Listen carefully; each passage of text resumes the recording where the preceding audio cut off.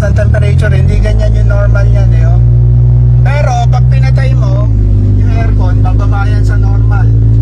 So papatingin lang natin sa caption, baka may mga gastadong ano na naman pyesa. Kasi oh, taas ng temperature, oh.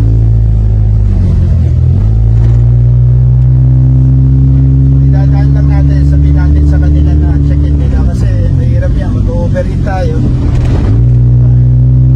Lalo yan pag tumigil. Pag tumigil yung sasakyan natin, itong CRV, pag tumigil yan sa traffic, lalong tataas yan.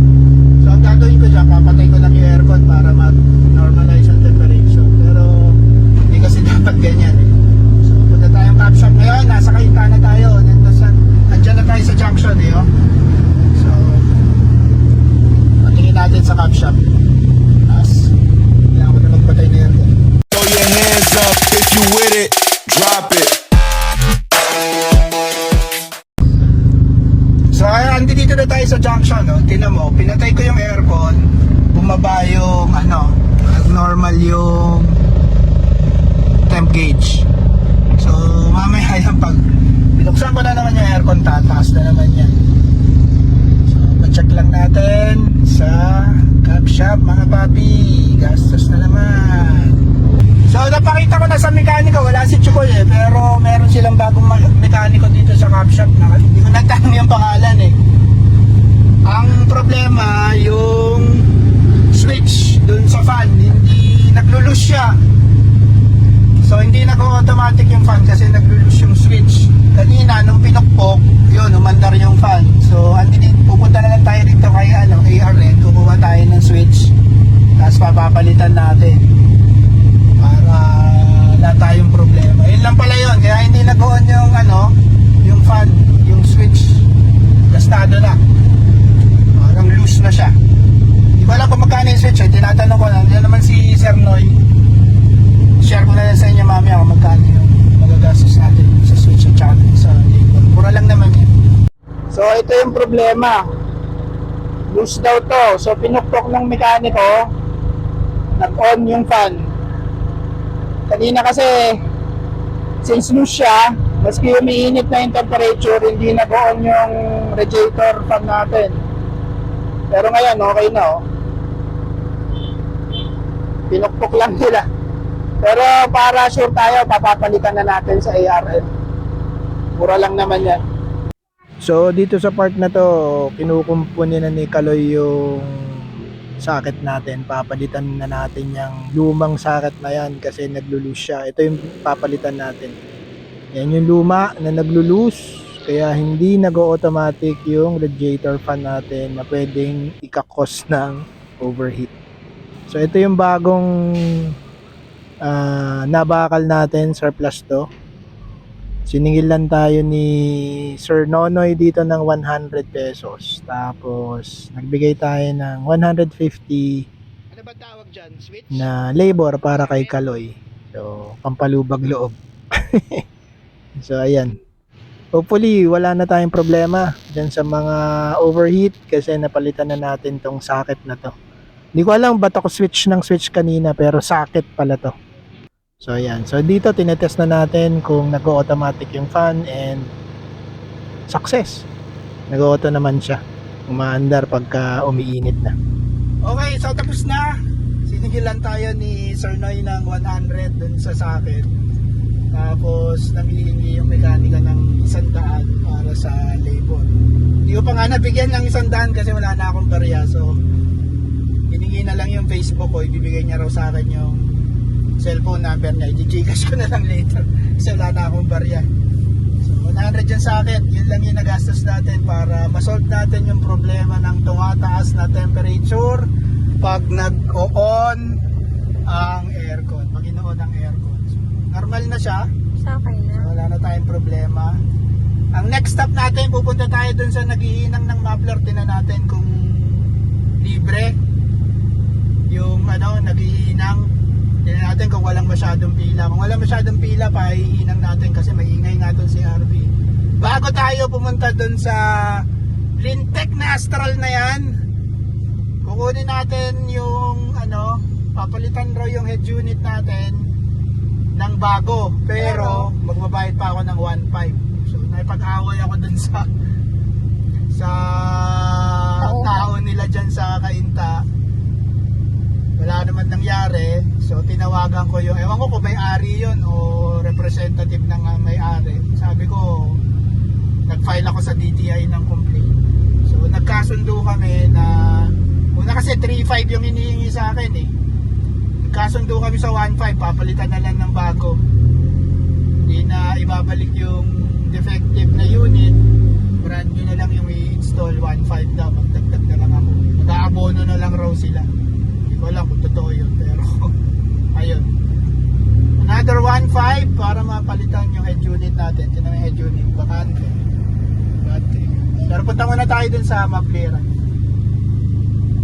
Andito na tayo sa naghihinang ng muffler. Papahinang lang natin. Uy, Ay po. so bakit? Grabe.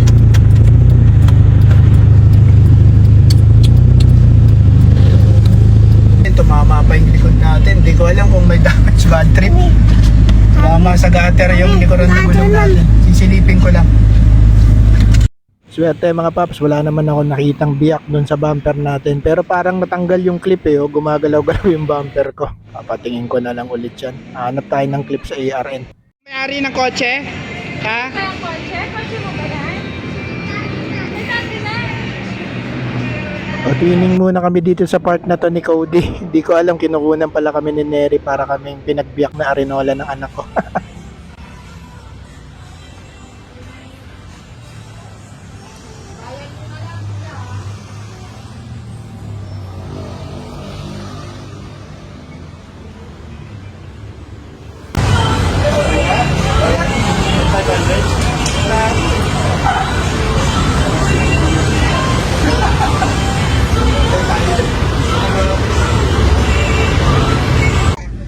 So ayan, sobrang tahimik na ng CRV, nahinang na yung muffler natin.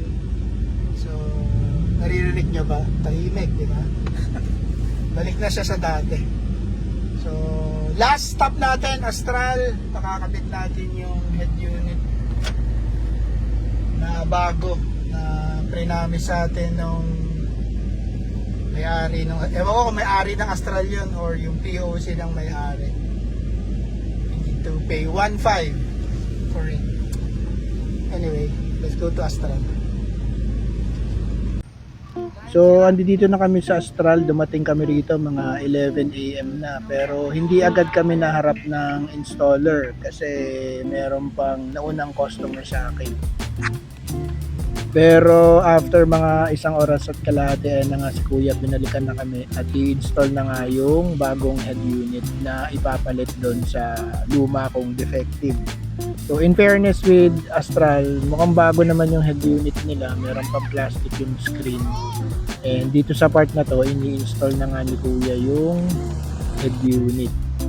Wala na namang kailangan na linyang gawin dito dahil lahat to nakaabang na. Ginawa niya ng first installation, kaya parang plug and play na lang lahat. Pero ang naging problema namin dito nung nakabit na, nung tinatry na namin patugtugin, yung rear speakers lang ang tumutugtog. Walang tunog yung front speakers. And ang sabi ni Kuya nung una, may problema raw yung amplifier, wala raw power. So dito sa part na to, kinakabit pa lang namin yung pinaka frame nung head unit. Nawawala yung clip. So nung tinanggal nila yung defective unit, hindi sa akin binalik yung clip. So maghahanap patuloy tayo sa ARN ng clip nung frame ng head unit kasi nga madali lang siyang hugutin. Pero yan nga, tinatry na namin dito. So nag-on naman, successful, nag-power on na yung head unit. And maghahanap si Kuya ng station dyan, mga radio station para matry namin kung tutunog. So ayun nga, going back, nung natry na namin, nung tumutugtog na siya, napag-alaman namin na rear speakers lang ang gumagana. Walang tunog yung front speakers at saka hindi gumagana yung sub ko. So So, chinek ni kuya, ang sabi niya, wala raw power yung amplifier. Which is hindi ako naniniwala kasi bago ko dalhin yung defective na unit, gumagana pa yung amplifier ko, wala naman akong pinago doon. Pero eventually, mali lang pala yung wiring ni kuya. And sa bandang huli, napagana rin namin yung amplifier together with the subwoofer sa likod. So all in all, mukhang maayos na naman tong pinalit sa akin. Sana tumagal. Ang bad trip lang kasi ang tagal namin naghintay, siguro 1.5 hours to almost 2 kami nakatambay dito, kasama ko pa naman si Cody, so init na init yung bata. So ayan, napalitan din sa wakas after almost 1 month na wala tayong head unit dahil nagpabalik-balik tayo dito sa Astral. Kung gusto nyo magpakabit dito, it's your own risk, pero ako parang maghanap na lang kayo ng iba. So ang warranty nito, itong head unit na to na pinalit nila 1 month lang raw. Pag nasira to within 1 month, papalitan nila ulit, pero kung after 1 month, ang sasagutin na lang nila yung labor. Kung may babayaran sa pyesa, ako na ulit yung magbabayad nun. So ganun yata talaga pagka mga head unit. So pag nasira ulit to, baka hindi na ako mag-Android, maghanap na lang ako ng non-Android na pwede sa CarPlay or sa Android Auto. Kasi masakit sa ulo tong Android head unit sa experience ko. Sabi rin ng installer, madali raw bumigay. Pero meron rin naman daw tumatagal. So dito sa part na to, ginagalaw-galaw ko yung amplifier kasi sabi ni kuya wala raw power. Pero yung pala, mali lang yung installation niya, mali yung connection, kaya ayaw mag-power up ng amplifier. But then, ayun nga, sa bandang huli, nakuha niya rin and napagana rin namin.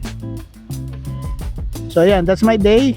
So, pinaayos natin yung socket ng radiator fan para hindi na tayo mag-overheat. Tapos yung punit dun sa muffler natin na ang tagal na, sa Laguna pa nadali yon hanggang ngayon. Ngayon ko lang napagawa after siguro mga 6 months, kalahating taon yata yun. And then finally itong Astral head unit natin natapos din. So that's it. That's our CRV repair and upgrade day. Thank you for watching. Till the next Budo. Peace!